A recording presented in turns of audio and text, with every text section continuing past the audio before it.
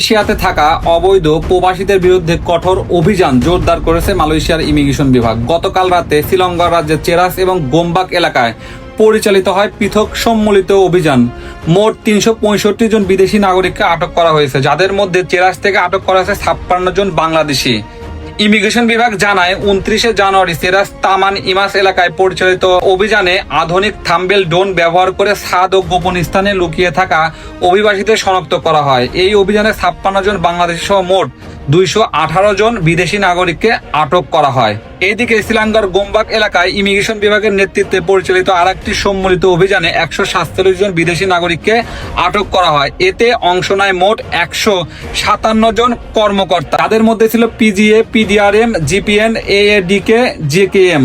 আটককৃতরা Indonesia, Myanmar, Bangladesh, Bharat, Pakistan, Nepal, Thailand, Nigeria ও চীনের নাগরিক এবং তাদের বয়স ৬ থেকে ৫৫ বছরের মধ্যে।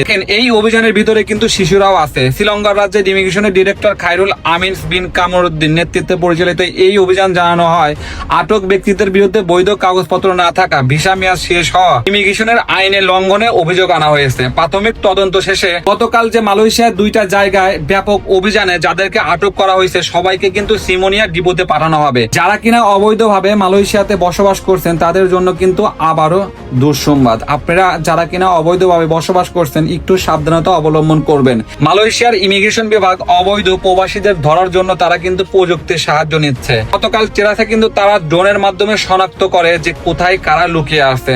তো যারা কিনা অবৈধভাবে বসবাস করছেন ভাই খুবই সাবধানতা অবলম্বন করেন, দেখেন কি হয়।